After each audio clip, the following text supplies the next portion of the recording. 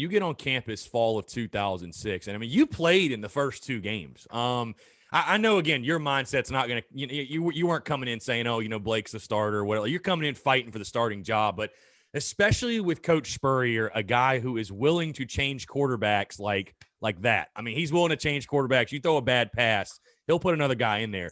You play in the first two games of the season. Just talk about the quarterback competition. I mean, from the second you stepped on campus, and then you suffered a heel injury during a practice. You got the medical red shirt, but your freshman season, cut early, obviously, due to that injury. But just kind of talk about that freshman year a little bit. Because, I mean, again, you played in those first two games. I mean, listen, your first SEC game, or I guess the first SEC game was the first game of the year, that game at Mississippi State, which is a real back and forth type of game.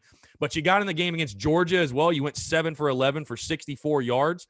I mean, had a pretty solid day in that one, really tough game there as well. But just talk about that freshman year, and then again, the injury, having overcome that adversity. Yeah, that wow, that was really the most crazy experience. Because the school I grew up playing, my high school was a smaller school. We were a 1A school, really the smallest classification in Alabama at the time. And so obviously the step up to SEC football was huge. And to get thrown in there after I'd only been on campus for, 2.5 months, something like that, starting in the summer. And Blake got hurt. Blake was the starting quarterback at Mississippi State. He got hurt, kind of got a cut on his leg or something. I had to get in for a few drives. But even kind of to be the backup quarterback at that time was pretty surreal. I mean, it was that first game, I kind of always described it like I felt like I was watching myself playing in a video game or something. I mean, it was like it was kind of almost an out of body experience. That very first drive that I got in versus Mississippi State.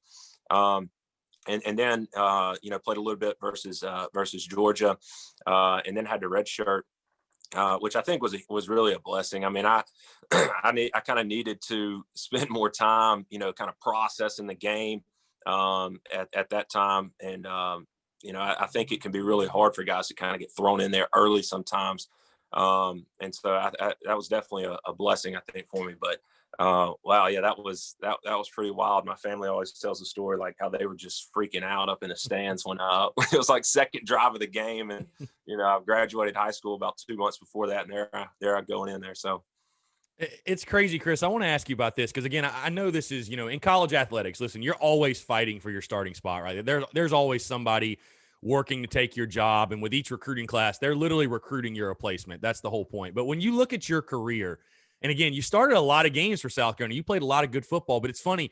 I feel like you were always, and not just you, Blake, Steven, you guys were always fighting for literally like the next drive. That's what it seemed like to me. Like it seemed like a constant carousel, because I look and I'm like looking at the 07 season and the 08, and like it's funny, from those seasons, you would think like I remember a lot of this one guy playing, but it's like those seasons I remember a lot of Chris Smelley playing. I remember a lot of Blake Mitchell playing.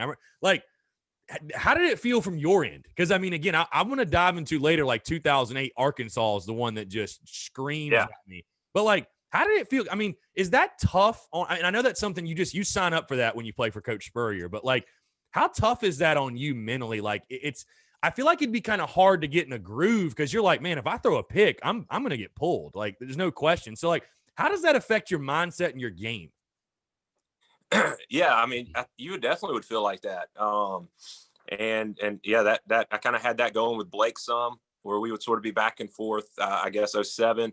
And then with Steven too, moving forward. And yeah, I think it definitely does kind of hurt your mentality a little bit. Sometimes it makes you sort of try to force things, make plays happen, all that kind of stuff, versus just sort of letting the game come to you. But like you said, I mean, that was kind of a Spurrier thing that he did. And it was kind of it wasn't out of the ordinary. It didn't seem weird, outside people looking in. But us quarterbacks, we'd be talking at practice, or we'd be, this or that. And it was definitely conversations that we had about, golly, this one play or whatever.